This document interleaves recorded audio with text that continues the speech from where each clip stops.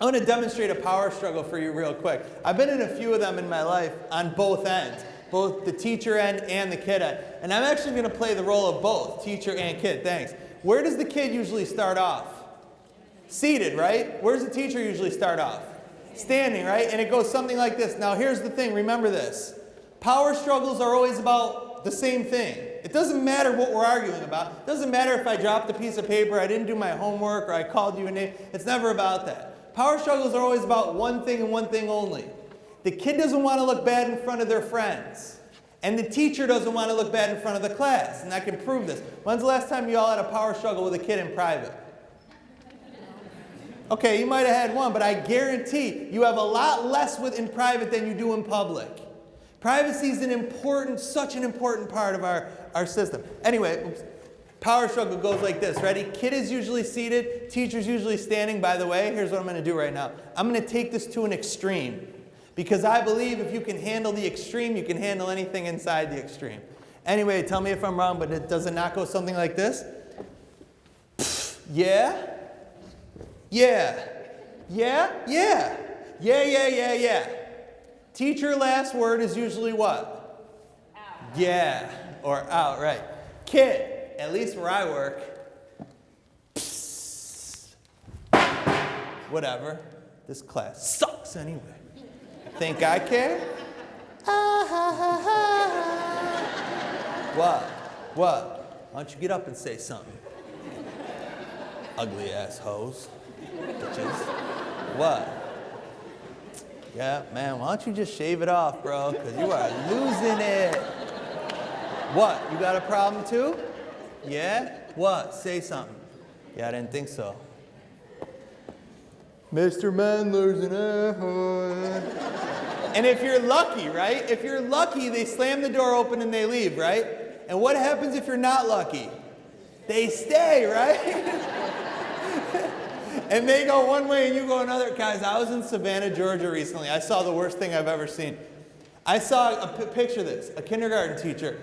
She kicked the kid out, right? And the kid wouldn't leave. So she says, I said get out. And he goes, I'm not leaving. And so she goes after him, and you ever see a 5-year-old? I mean, they're fast, right? So the kid starts running around the room. So she's chasing him. He dives head first under the desk. Like Pete Rose used to slide in baseball. Slides head, pops right out the other side. She slides under and gets stuck. She's like, oh! And all the little 5-year-olds are like, ah! I'm like, you're never allowed to dive head first after a kid again. And I'm just curious, like the kids, when they leave, right, do they ever go directly down to the principal's office? They don't? Boy, I'm shocked. Where do they go? Yeah, they go meet up with all the kids who have been kicked out of all the other classes. And for the first time in many of their lives, they finally form their own cooperative learning groups, do they not? Yeah. At least they're in a group.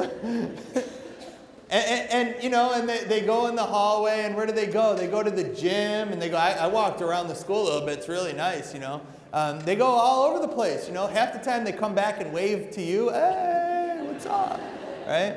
And then eventually they make their way to the principal's office. And those of you that are administrators that are in here, tell me if I'm wrong, but eventually they make their way to your office. And by the time they get to your office, are they not looking something a little bit more like this?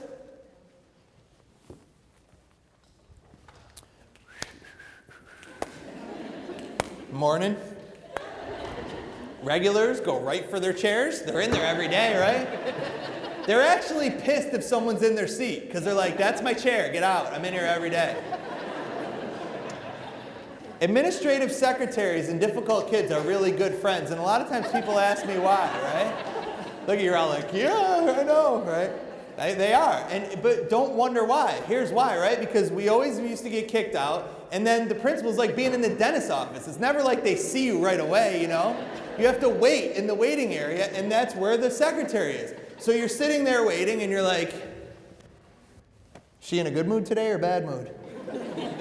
Really? She did? Which car did she drive? Is her husband in town or not? No, she didn't. Yeah. That's good. Yeah. I know I'm down here again, but you know that teacher. I mean, you don't even like her either, admit it. I mean, your kids go to this school, and they didn't even have her.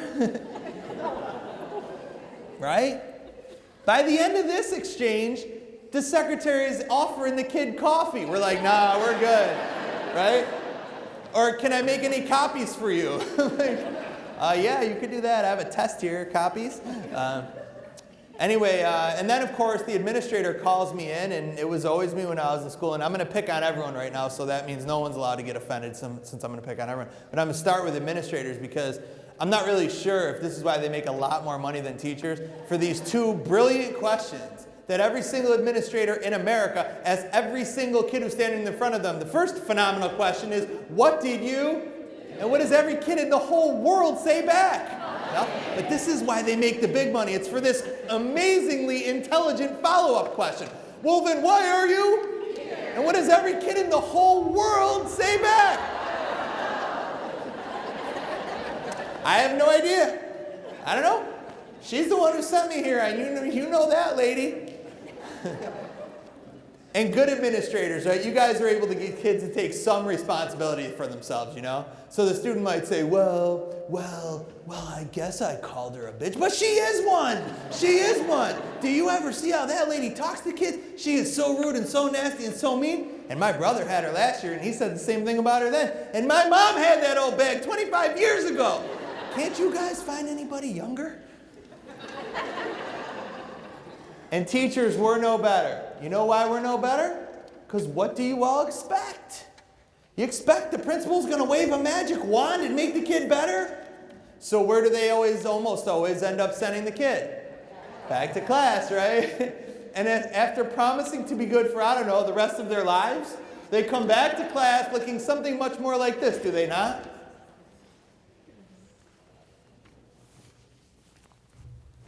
I'm back!